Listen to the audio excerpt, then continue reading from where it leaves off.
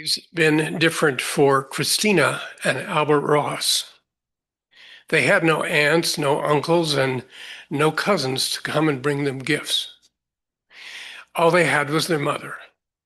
Yet Albert and Christina did have a grandmother. She lived on a ranch out in Oregon, thousands of miles away. They never expected to see her. However, they knew she loved them and cared for them. Every Christmas, she sent big boxes filled with cookies and exactly the kind of toys they wanted. The Christmas Albert was almost 9 and Christina 5.5.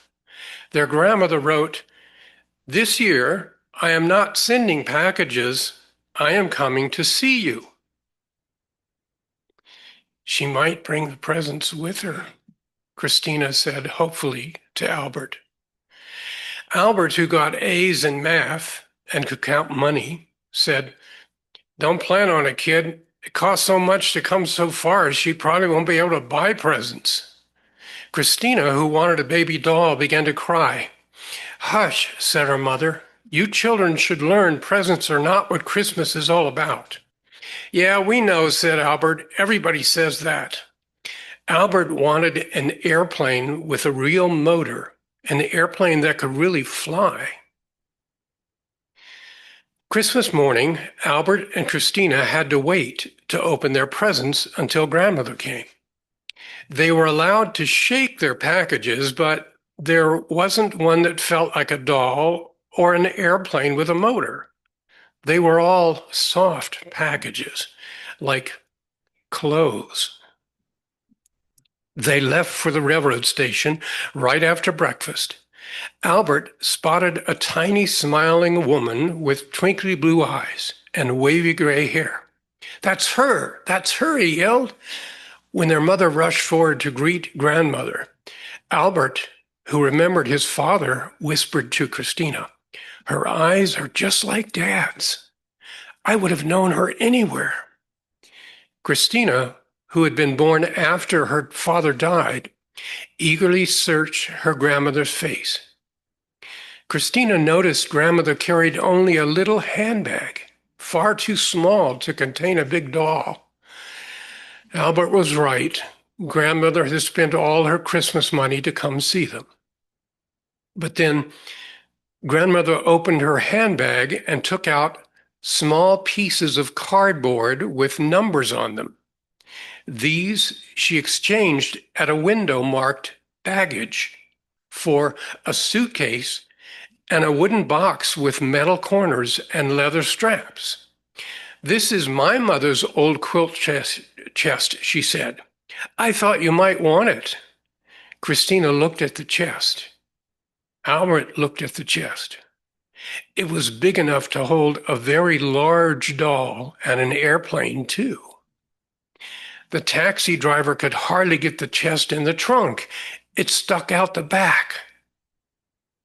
Home at their apartment, grandmother asked Albert to open the chest. In it was box after box with everything he and Christina had wanted for Christmas. There were even some things they had not thought of wanting. All the boxes were wrapped with pretty paper and tied with ribbons. After all the packages were opened and the floor of the little living room was covered with boxes and papers, "Children," said their mother, "while I set the table, you pick up all the papers and boxes and take them out to the garbage." "No, no." Grandmother looked shocked. "The paper is too pretty to throw away. Tomorrow I'll iron it out. You can always use the boxes." Christina heard her mother say, "Nobody saves used Christmas paper anymore, and we have so little room." Grandmother answered firmly, "But I save it. I always have, and I always will. It isn't just the money the paper and the boxes cost. It's something else, like the memory of the best Christmas I ever had." Albert handed his grandmother the holly paper that had held his skateboard box. She smoothed it carefully over her knee. When I was a child, paper was precious. This is like the wallpaper I had on my first dollhouse. I was just Christina's age then, 5. Grandmother's hands were shaking ever so slightly. There were tears in the corners of her eyes. Albert said quickly, "Tell us about the best Christmas you ever had. What did you get?" "Nothing," she said. "Nothing." Tears rolled down her cheeks. "No presents at all?" Albert could hardly believe it. "Not any." Grandmother wiped her eyes. "We were to have had many of them, but as it turned out, we didn't.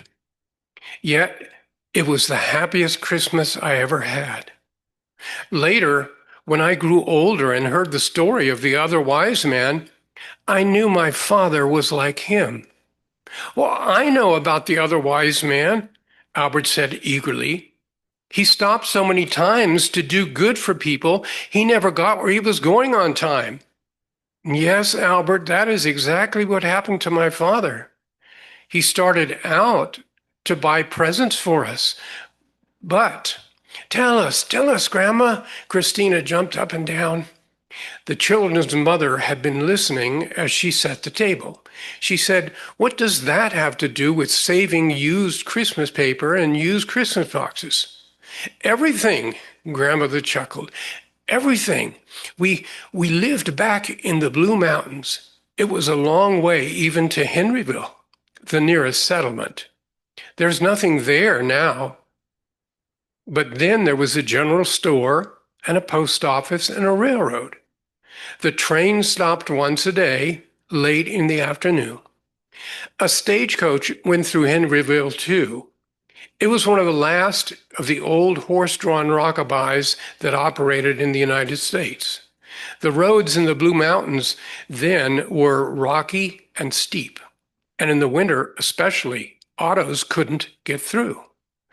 The year I was 5, going on 6, it began to snow early in December. A few days before Christmas, we could only see the top rail on the fences.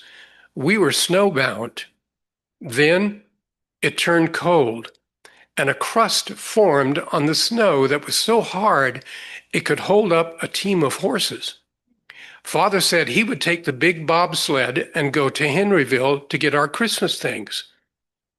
Mr. Henry, the man the town was named after, owned the general store. He always laid in lots of things for Christmas.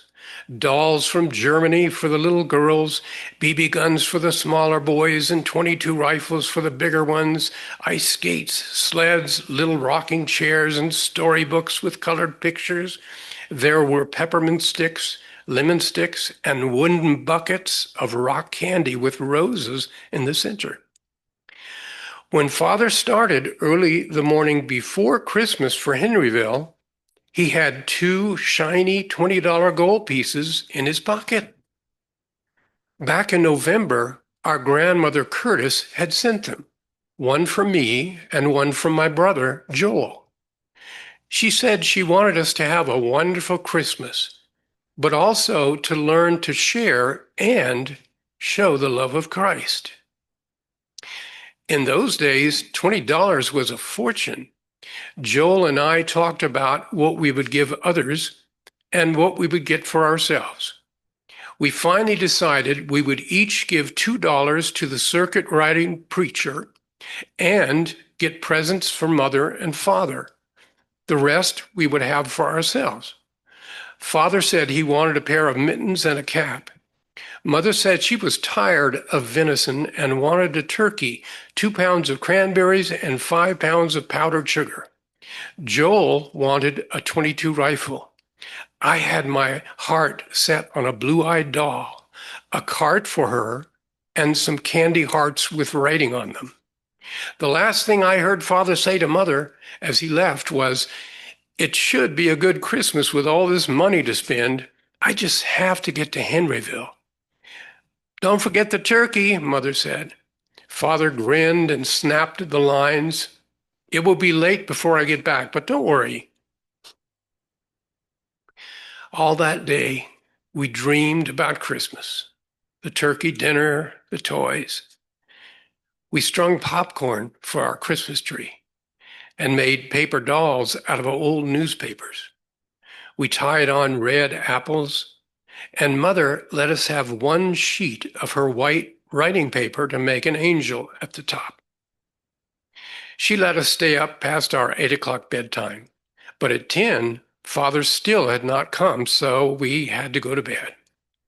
God will take care of Father, Mother said. He'll be here in the morning. It was just barely light when Joel woke me up. Get up, sleepyhead, it's Christmas. Then he ran downstairs in his nightshirt. I followed close behind.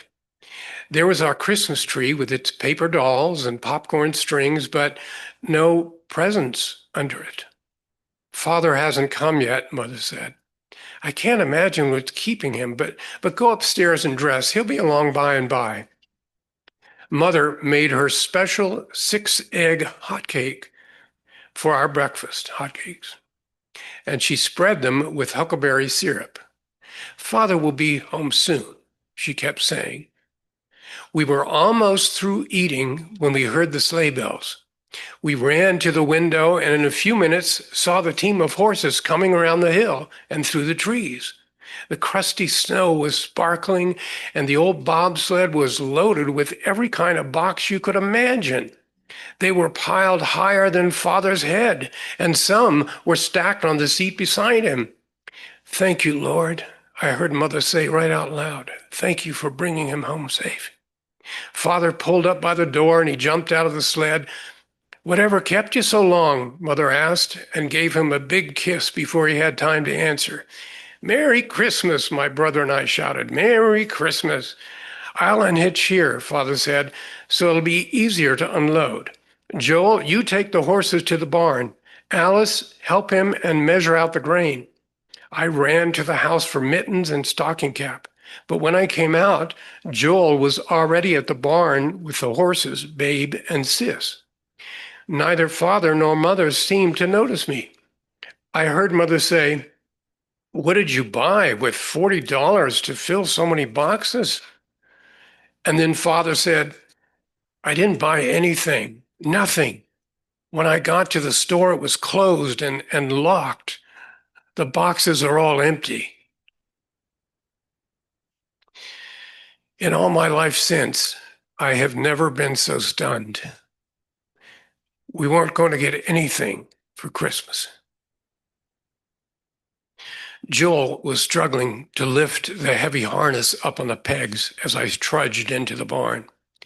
We aren't going to get any Christmas presents, I said. All the boxes are empty. I heard Father tell Mother that. Joel laughed. Cheer up, kid, he said. That was just fooling. You know how folks joke about Santa Claus? No, it's real. The boxes are empty. They were talking and they didn't know I heard. You're crazy. That was all Joel could think of to say. You're crazy. We hurried back to the house. Father was sitting at the kitchen table, drinking a cup of hot milk. Mother was stirring up what was left of the 6-egg hot cake batter and warming the syrup. Mother said, you'll have to explain to the children. I hope you can make them understand. Then she turned to us. Your father is very tired. He's had a hard time. He has come home without any presents, without the $20 gold pieces or my turkey, but I'm sure he did the right thing. Now he wants to tell you what happened. Father took a big gulp of milk and wiped his mouth with a napkin. Then I heard Joel's voice waver. I wanted a 22. Where's my 22? Calm down, son, Father said sternly, so I can tell you. I wanted a blue-eyed doll, I screamed. A blue-eyed doll. Be quiet, Mother warned, or I'll send you both up to bed, even if it is Christmas. Things don't always go as planned. Mother wiped my eyes on her apron and took me up on her lap. Joel settled sullenly into a straight chair. All the joys of Christmas seemed to have departed. As you know, I left early, Father began. I had been on the road about an hour when I came to Dr. Turner's cutter. He was trying to get up to Copper Canyon to deliver Mrs. Stevens' baby.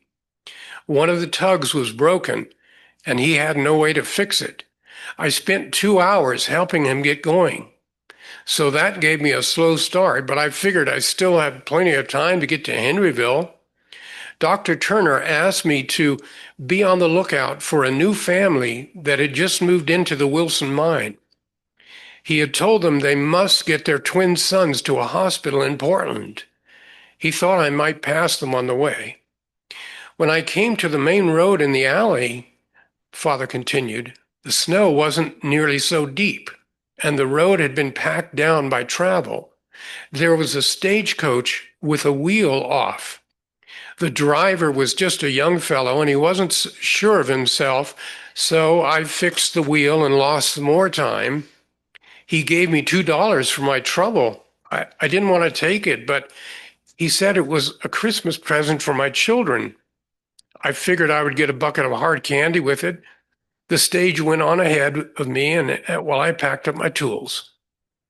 It wasn't long before I overtook the folks from Wilson Mine. They had a balky old horse and wagon, and they were having trouble. The horse wouldn't go. The man hailed me down and asked if I would take him and his wife and 3 children to the train. I saw only one child, a girl about 2 years old, so I asked where the other 2 were. The woman was crying.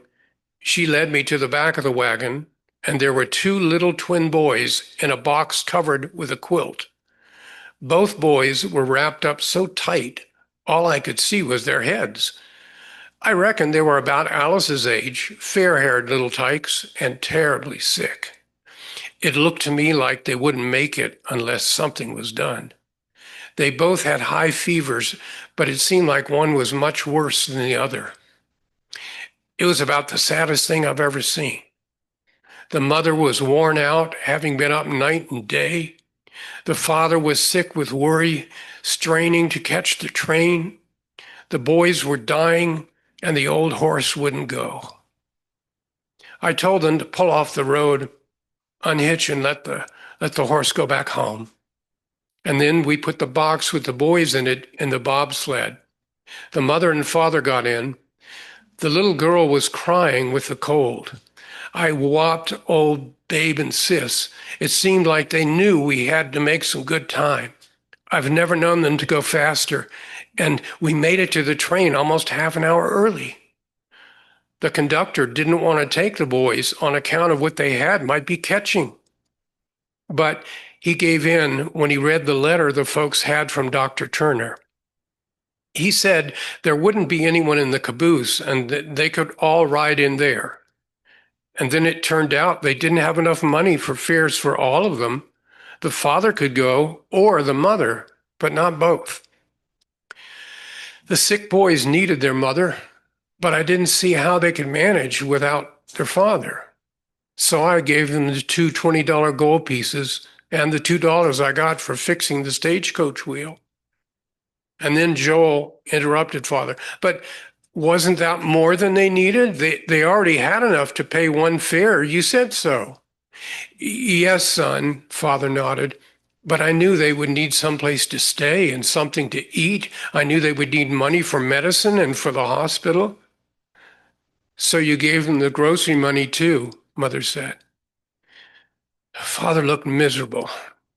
You would have done the same thing, he said, if you had seen those 2 little boys.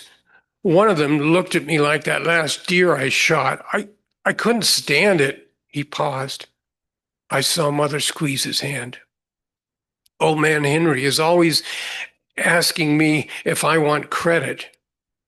Always said I didn't, but I figured this time I would take him up on it so we could have a Christmas and help the folks too. What about the little girl? Mother asked. They wanted me to take her to the postmistress, so I did. I figured I could still get to the store before closing, but when I got there, the store was locked up. I knocked on the window, figuring somebody would come and open up, but there was nobody there. Job Betts came along and told me Mr. Henry had sold out about all the holiday things, so he closed up early and had gone on the stage to Mayville to be with his children for Christmas. That was the stage you fixed the wheel for, Joel said. If you hadn't done that, we would at least have had some Christmas. Now I won't ever get my 22. I could tell Joel was terribly upset about his gun. It wasn't your money to give away, he blurted out. One of those $20 gold pieces was mine. Yes, son, Father said, I thought of that. But you know, those two $20 gold pieces were wrapped up in your grandmother's letter. I got it out and read it over before I gave them away. The letter said the money was to be used for your Christmas and to teach you the real meaning of giving and the joy of Christ. I figured saving the lives of two helpless children might just do that. I could see Joel was moved, but he was still thinking about the rifle he wouldn't have. I guess I can get a gun any time, he muttered. Mother put her hand on his shoulder. He turned his head quickly. Joel didn't want me to see his tears. Father said, when I took the little girl to the postmistress, she told me she didn't have a thing for a child for Christmas. I told her I'd get a little something at the store, but I didn't know then that the store was closed. I had to go back and tell her that I couldn't get anything. She said it didn't seem like Mr. Henry to close early on Christmas Eve. So I went back and rattled the lock again. After that, I went around back and rapped, but nobody answered. And then I saw all the packing boxes that they had thrown out. I guess I was just desperate. I didn't want to come home without something, so I loaded them up. It seemed like I just had to have something to fetch. When I was putting them on the sled, a broken doll fell out of one of them. Both its arms were off and one leg was damaged, but I thought it could be fixed. I mean, the head was good. My baby doll, I shrieked. My blue-eyed doll, where is it? Father took me on his knee. Honey child, he said, I took it to the little girl. The postmistress said she could fix it. I told her my Alice wanted a blue-eyed doll like it, but that she was a big girl now, 5 years old, almost 6, and she would be with her mother and father at Christmas. So she would like little Mary to have it. Her name is Mary? Father nodded. Yes, Mary, like the Christmas baby's mother. It is better to give than to get, Mother said. And I felt her hand on my head. My little girl must learn that. It's what Christmas is about. The Christmas baby gave his life for us. Suddenly, Father set me on the floor. I have an idea. Let's unload the sled. 4 of those boxes nailed together would make a wonderful dollhouse. I can find stuff in the rag bag for rugs and curtains, Mother said. We could make furniture out of shoe boxes. There's an oak box out there, Father said, that looked to me like with some beeswax and a little fixin' would make a good flyer. Joel ran out and started taking things off the bobsled. The boxes were not all entirely empty. Some had crumpled up wrapping paper in them, and there were even a few pieces of rumpled tissue and bits of excelsior that Mother said would be good for doll bed mattresses. One box had 3 magazines with the covers torn off, and another had some pieces of Christmas wrapping paper with holly berries on it. We carried the boxes into the house. Father had nested some of them, so there were boxes inside of boxes. shoe boxes, hat boxes, soap boxes, cardboard boxes, but mostly they were wooden boxes. Cigar boxes, round cheese boxes with lids. There were even candy buckets with tiny, tiny pieces of hard candy sticking to them inside. There were a couple of nail kegs, a good barrel, and a broken barrel. There was about every kind of container you could think of. Joel claimed one for a toolbox, and Mother found one for a quilt chest. I stacked up four for a dollhouse. Father hid in one of the biggest wooden packing boxes, and when Mother lifted the lid, he jumped up like a jack-in-the-box. Suddenly, we were all laughing and planning what we would do with our boxes. Mother seemed to have forgotten about her turkey and cranberries. How would you like potato pancakes for dinner? Great, Father answered, with dried peaches and cheese dumplings afterwards. We spent all day Christmas playing with the boxes. One box had a piece of pink tissue paper left in it, and Mother showed us how to make a peep show. We made a little hole in one end of a shoebox. On the inside, at the other end, we pasted pictures of mountains cut from old magazines. And then we mounted pictures of people and animals on light cardboard and set them up inside. Then the pink tissue paper was pasted over the top of the box. And when we peeked in, there was an enchanted world we had created ourselves. Father showed me how to pretend, excuse me, how to pretend that I was a rocking horse by putting one foot on each end of a stave from the broken barrel. Joel got inside the good barrel and rolled down the hill a dozen times. Mother helped me make tables and chairs for my dollhouse, and she got out her needles and embroidery thread and began to make the head of a blue-eyed doll. It had pigtails of yellow yarn. It was fun playing with Mother and Father and the boxes, the most fun we ever had.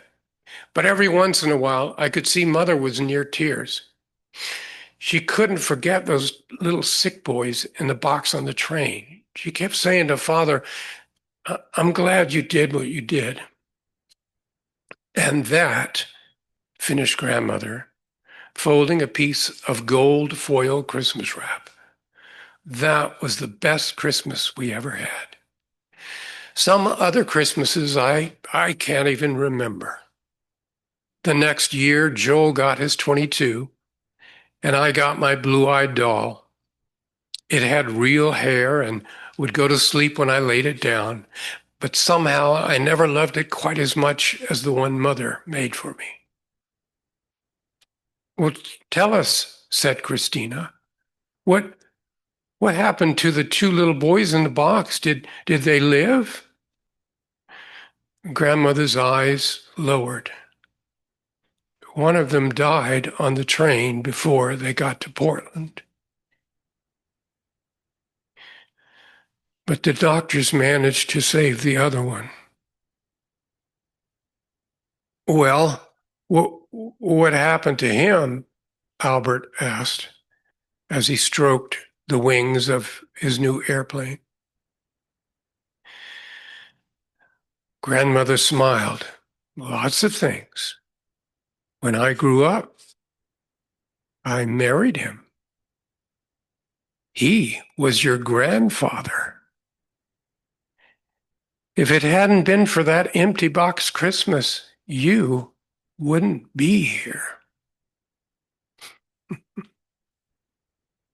And that is the end of the story.